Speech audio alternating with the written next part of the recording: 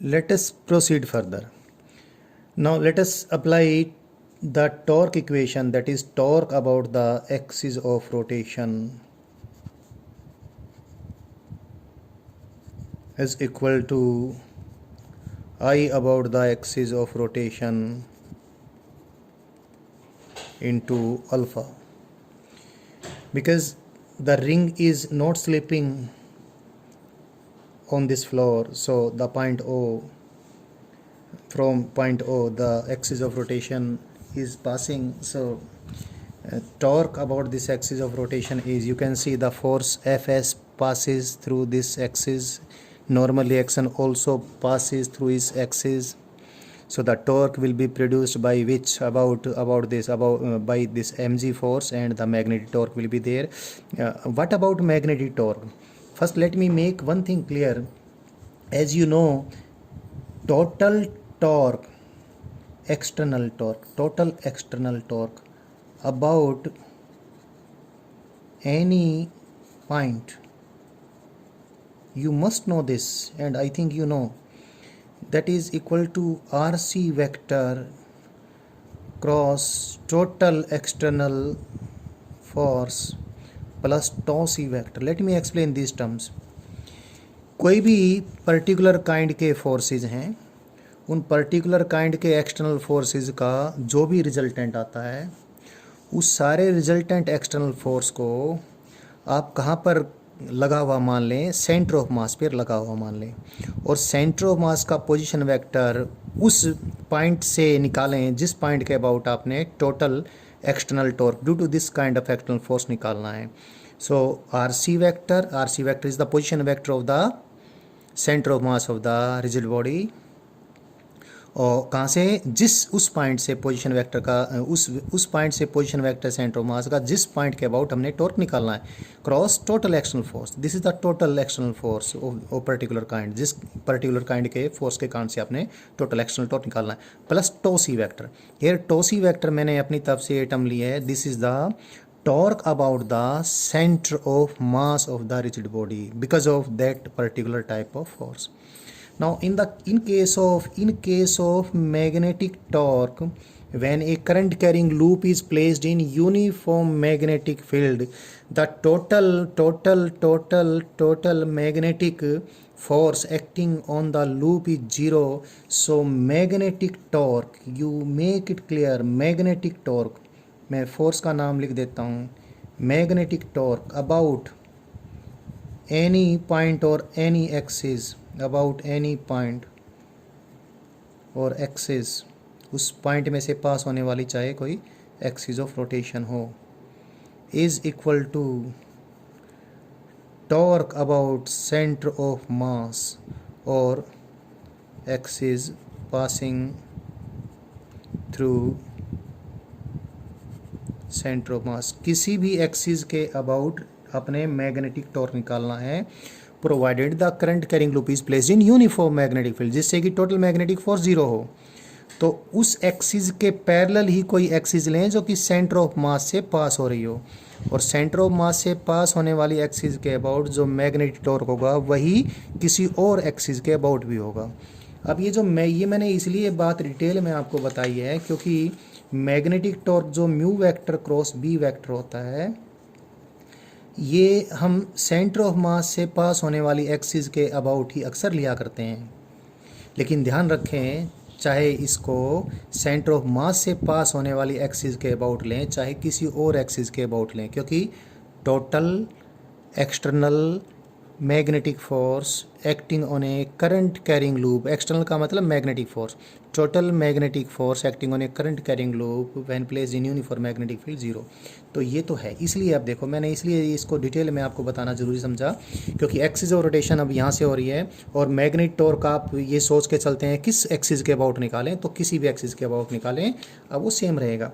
तो अब देखें, मैंने टॉर्क इक्वेशन लिखनी है, मैग्नेटिक टॉर्क इस एक्सिस के अबाउट या यहाँ से पास होने वाली एक्सिस के अबाउट या कोई और एक्सिस के अबाउट जो कि टॉर्क की डायरेक्शन में ही है, जो मैग्नेटिक टॉर्क की डायरेक्शन है, जो कि mu vector cross B vector के अनुसार होगी.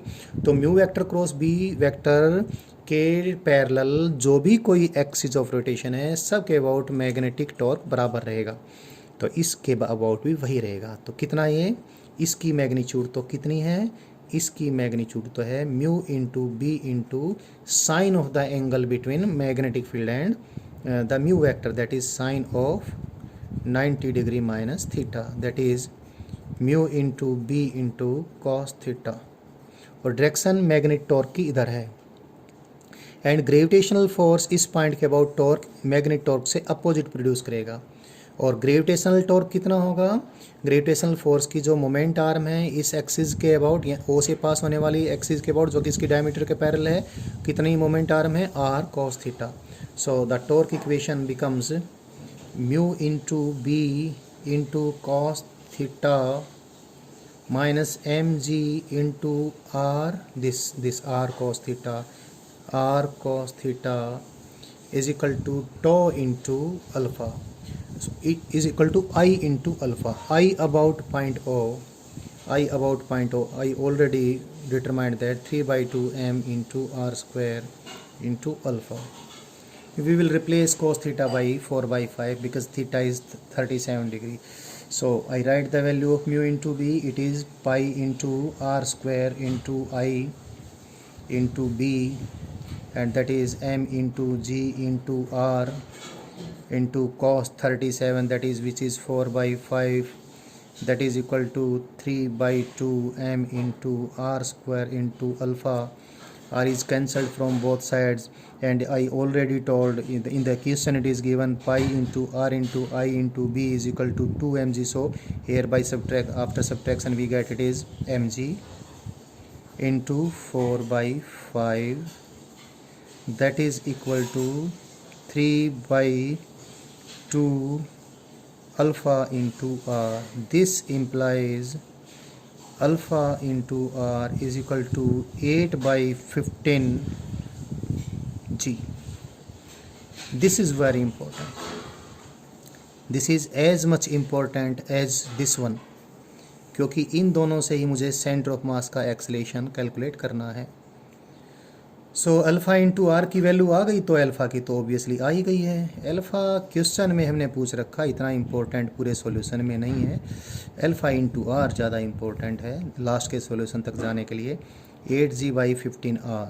So we got the value of alpha.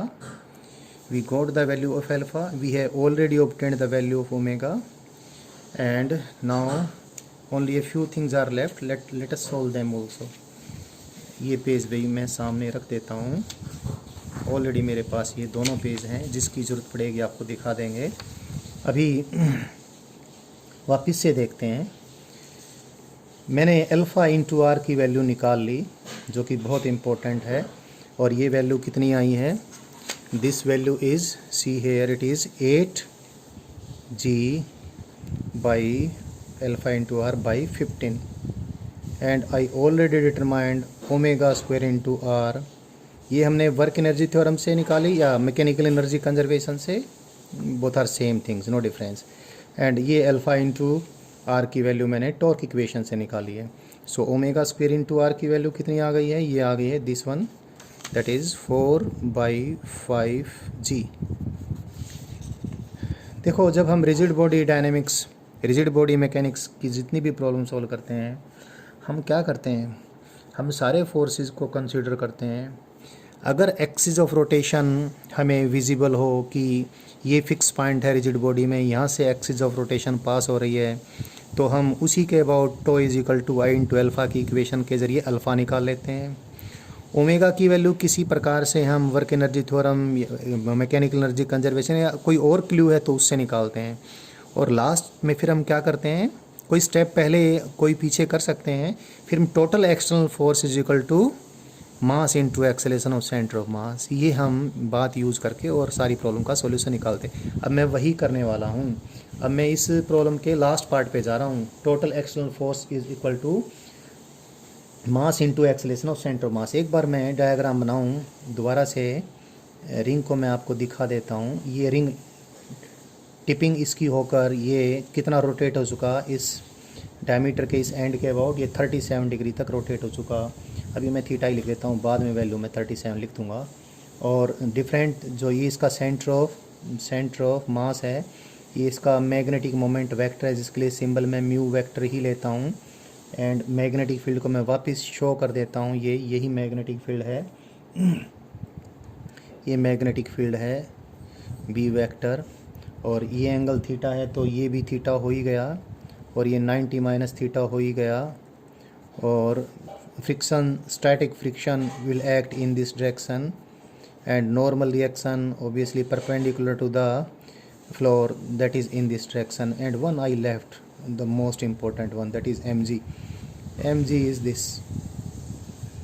अभी ये देखें, क्योंकि ये ऐसे, क्योंकि नॉर्मल रिएक्शन का इसका mg का टॉर्क एक्सिस रोटेशन के अबाउट कम था, और mu vector cross B vector ज़्यादा था। इस प्रकार से रोटेट होती है, रिजिड बॉडी जा रही थी। तो हुआ ये कि इसके कारण से अलग अलग डायग्राम बनाऊंगा तो बेहतर समझ में आएगा आपको। जब ये इसका एंगुलर एक्सेलेरेशन अल्फ़ा है और एंगुलर वेलोसिटी इसकी ओमेगा हमने निकाल ली, एंगुलर एक्सेलेरेशन भी निकाल लिया, सेंटर ऑफ मास का इस पॉइंट के relative acceleration alpha into r, एक पार्ट तो एक्सेलेरेशन का इस पॉइंट के रिलेटिव इधर होगा, और एक किधर होगा, a centripetal acceleration, centre of mass के अबाउट सर्कल में घूमेगा, तो इधर कितना ओमेगा स्क्वायर इंटू आर। तो सेंटर ऑफ मास का जितना एक्सेलेरेशन इस पॉइंट के रिलेटिव रहेगा उतना ही विद रिस्पेक्ट टू ग्राउंड भी रहेगा, क्योंकि ये पॉइंट तो एक्सलेटेड है नहीं, ये तो स्टेशनरी है। तो सेंटर ऑफ मास के दो एक्सेलेरेशन, दोनों कंपोनेंट मैंने निकाल लिए। अब जो फोर्सेस लगे आप ये देखें, या तो हम सेंटर ऑफ मास के एक्सेलेरेशंस के वर्टिकल और हॉरिजॉन्टल कंपोनेंट निकालें, या फिर जितने ही फोर्सेस हैं उन फोर्सेस के ही हम इधर और इधर कंपाउंड निकालें। मेरे ख्याल से ये ज़्यादा बेटर रहेगा, तो मैं ये कर लेता हूँ। तो इसको मैं अभी डिस्टर्ब नहीं करता, अगला डायग्राम बना लेता हूँ, और उस डायग्राम में मैं सारे फोर्सेस को रिजॉल्व करके दिखाऊंगा। mg का मैं एक कंपोनेंट इधर बनाऊंगा, एक इधर बनाऊंगा, और ये मैंने फ्लोर दिखा दिया है, ये मैंने रोड को वापस दिखाया। ये mg का इधर कंपोनेंट क्या दिखा दूँ मैं, mg का इधर कंपोनेंट दिखा देता हूँ, mg साइन थीटा।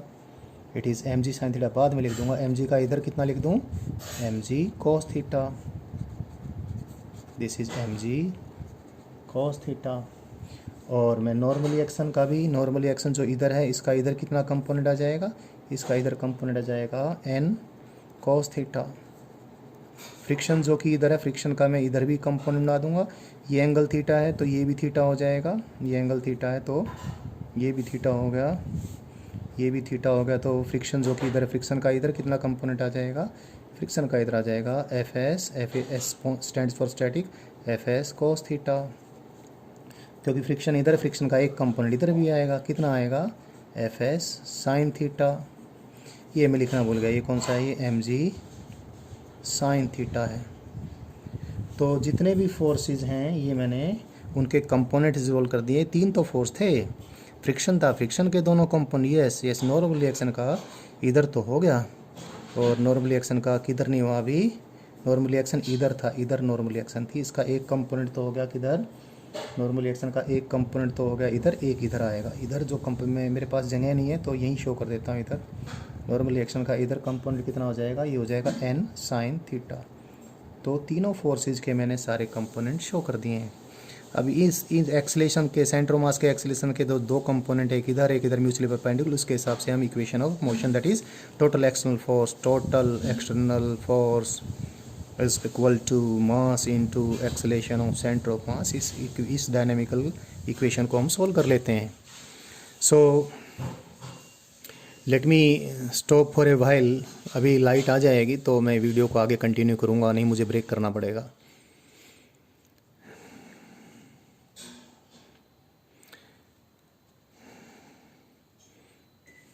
तो देखिए ज़रा, इसको मैंने अभी पहले तो इस इक्वेशन को लगाऊं मैं इस डायरेक्शन में, along this component the acceleration that is omega square into r. इधर कितने फोर्स हैं, इधर फोर्स है, one is f s cos theta plus m g sine theta minus N sine theta that is equal to m into omega square into are.